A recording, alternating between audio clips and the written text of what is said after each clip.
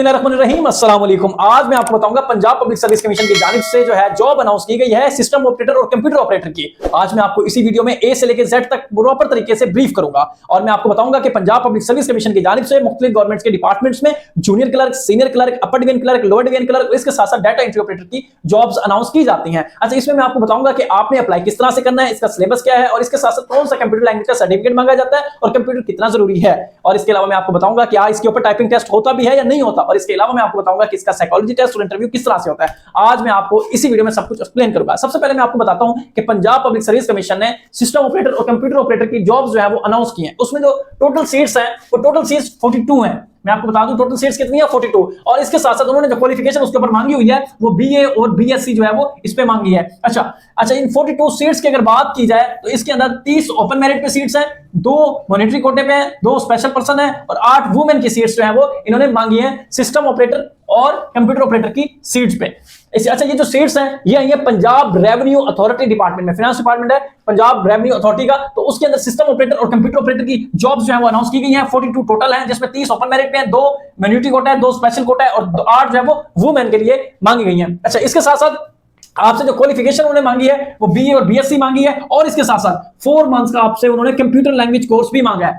ठीक है, और इसके अलावा अगर हम एज की बात करें तो एज जो है वो मेल के लिए जो एज मांगी गई है वो 21 से 33 साल मांगी गई है, जो फीमेल के लिए एज मांगी गई है वो 21 से 36 साल मांगी गई है। अच्छा, ये सेकंड हमारे पास कब था, अब थर्ड हमारे पास है जी आपके एग्जाम का जो एड के अंदर है। तो इसमें आपसे उन्होंने 1 पेपर मांगा हुआ है। तो 1 पेपर में कौन कौन से सब्जेक्ट शामिल है, उसमें आपके पास इंग्लिश है, जीके है, मैथ है, ईडीएस है, एवरीडे साइंस, पाकिस्तान स्टडी है, इस्लामिक स्टडी है, उर्दू है, कंप्यूटर लैंग्वेज, कंप्यूटर है, करंट अफेयर है और जियोग्राफी है। ठीक है, ये सारी चीजें जो है वो उन्होंने आपसे मांगी हुई है और इसकी जो लास्ट डेट है वो 5 जनवरी 2026 है। याद रखेंगे आप, 2026 5 जनवरी 2026 जो है इसकी लास्ट डेट है अप्लाई करने की। अच्छा, इसमें मैं आपसे एक चीज इंपॉर्टेंट जो है वो डिस्कस करना चाहूंगा।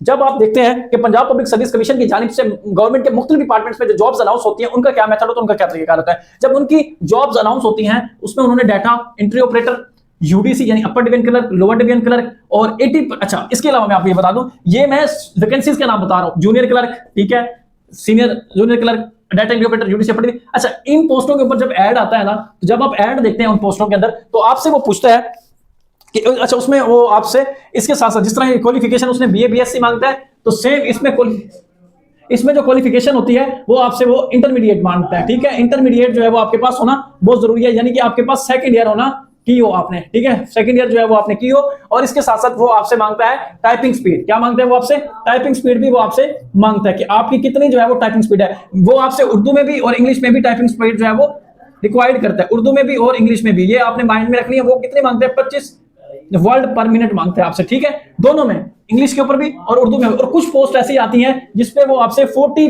वर्ड पर मिनट भी मांगता है स्पीड। अब जो मैक्सिमम सीट्स आती है ना उसपे 40 रिक्वायर्ड होती है इंग्लिश के अंदर कि आपकी जो एक्यूरेसी भी हो और ये चीज हो। अच्छा, अगर हम बात करें सिलेबस की तो सिलेबस जो है वो 80% जो है वो आपसे इंग्लिश के बारे में और 20% जो है वो आपसे सिलेबस जो है वो जीके के बारे में।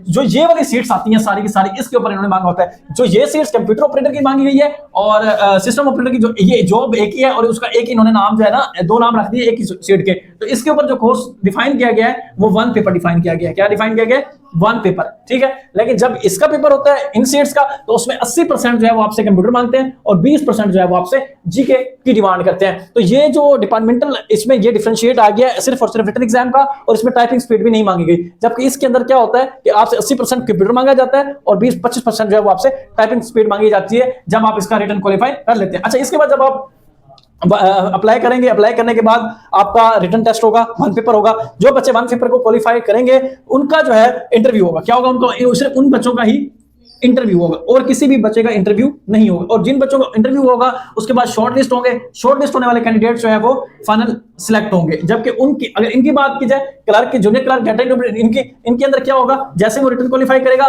उसका नेक्स्ट फेज स्टार्ट होगा टाइपिंग स्पीड से। टाइपिंग स्पीड के बाद उनका जो है वो इंटरव्यू कंडक्ट किया जाएगा। इंटरव्यू कंडक्ट करने के बाद जो फाइनल होगा उसकी वो सिलेक्शन कर देंगे वो जिस भी डिपार्टमेंट के अंदर इसकी जो है वो सीट्स अनाउंस की गई होंगी।